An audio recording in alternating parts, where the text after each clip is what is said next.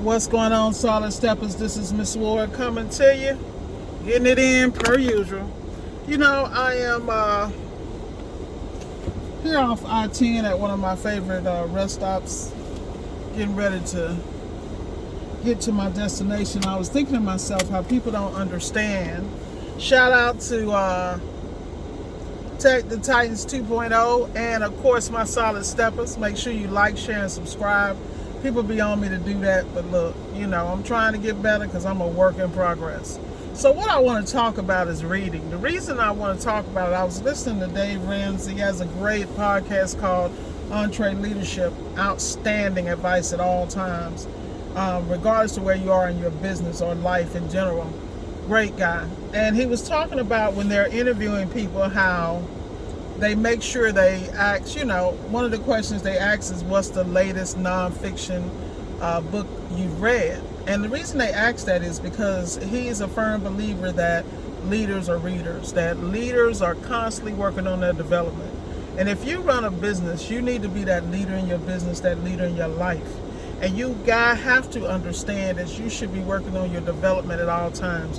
You always hear me talking about training, leveling up on a daily basis, but I think the self-development and personal development side is awesome, often overlooked, because you see a lot of these guys and girls and they seem to be polished, they seem to be perfect, they seem to have everything in order, everything running on 8 cylinders, and that's not the case.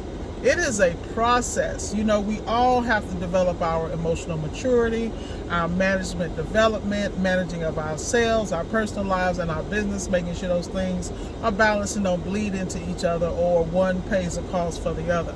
And I think that people have to understand, if you stay read up, you stay fed. You know what I mean? That means that you have a place to pull from. If you think you're going to get up here through osmosis and watching all these YouTube videos and get it all, why you think I'm always saying Atomic Habits, Atomic Habits, Atomic Habits, by James Clear, that's my guy. 12-week year, Brian Moran, Profit First, Book Solid. These are things ain't going away. Influence, what is it? Goodness, how to influence people, you know what I mean? Come on, man. It's so many books out here. Rich Dad, Poor Dad, The Goal.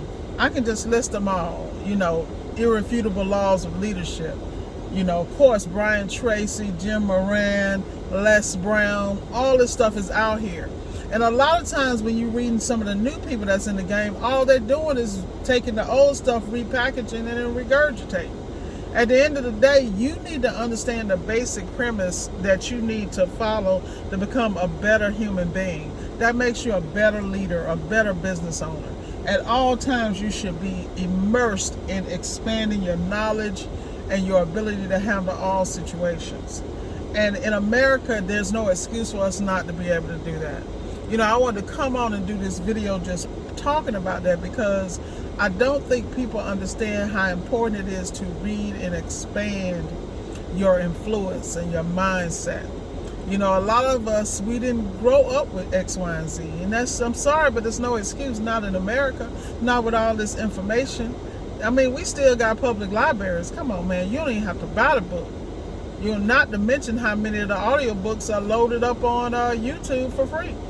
Let's just keep it a buck. If you want to be better, you will be better. If you're okay arguing on the internet about incoherent issues, and it just kills me. So, it just amazes me how people are so easily distracted with things that really are not going to affect the trajectory of your life or those behind you. I feel if you're a real American, you out here worried about not just today but tomorrow. Prime example, I was at the gas station a minute ago, about 30 miles back or so, and I have an obligation I need to meet, and my time was tight, but I saw this man walking from gas station to gas station, and clean cut guy, but he looked a little frustrated. So as I was pulling out after getting gas, I slowed down and said, "Do you need some help?" He asked me if I had jumper cables. Well, I have a jump box, but I didn't have it with me, and I had picked up a package of I picked up like an emergency package from, I was in Marshalls or something. I got one of those little cheap ones, and it was a little inexpensive jumper cable in that bag. So I pulled the bag out and I said, look, you can have this. Whipped around the jumper. That wasn't sufficient because his battery had developed was what we call a dead cell in the industry. So at that time, I offered to take him to the closest place to get a battery. We decided on Walmart. Because I have an automotive background, of course I had the tools to switch out the battery. I knew what group size he needed. Got in there, you know, it was about 15 minutes away, grabbed the battery, got him back, and I installed it for him.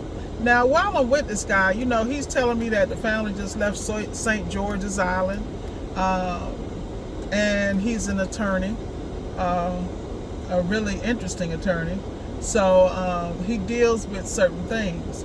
And I'm going to be really vague because this was a private situation, but it was a blessing because we discussed some things about our outlooks and what he's been exposed to, what I've been exposed to, and just our belief systems.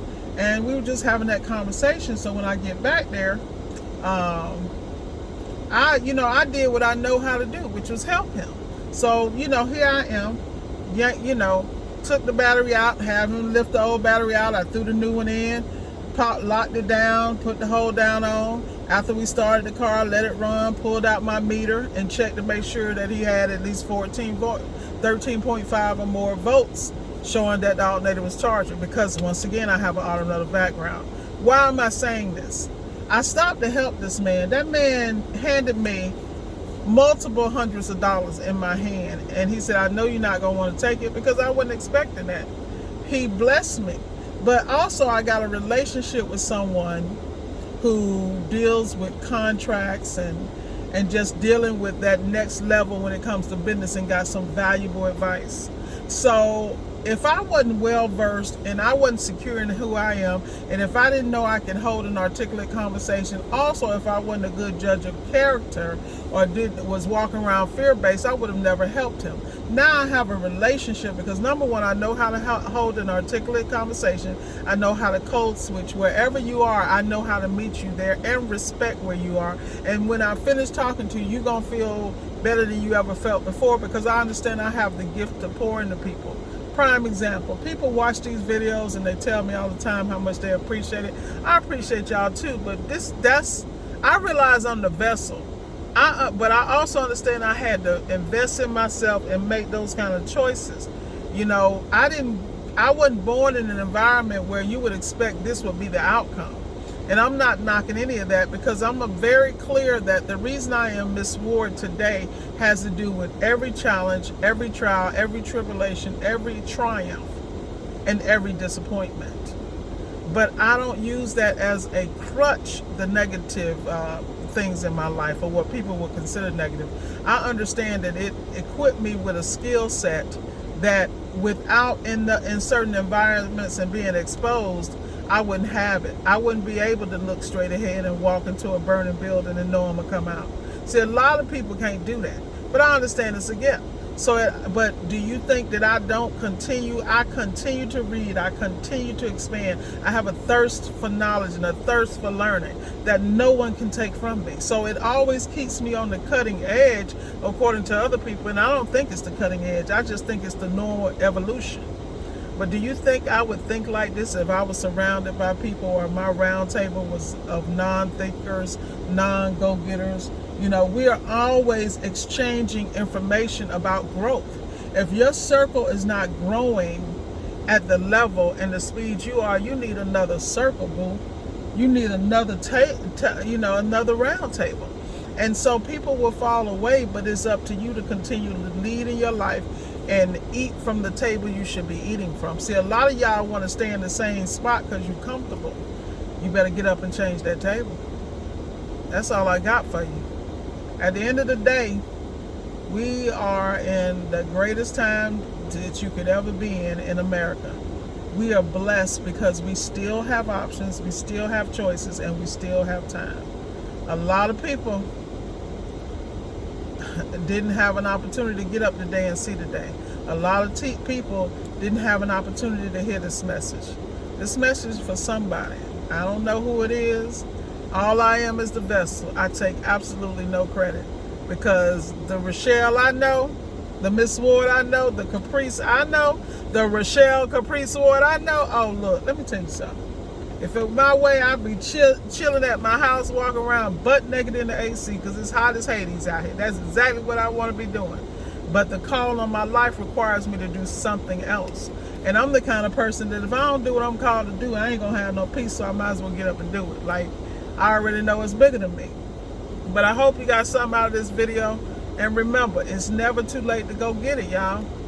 Just give yourself grace and take one step at a time. And understand that the compounding effect will always win. You got to understand.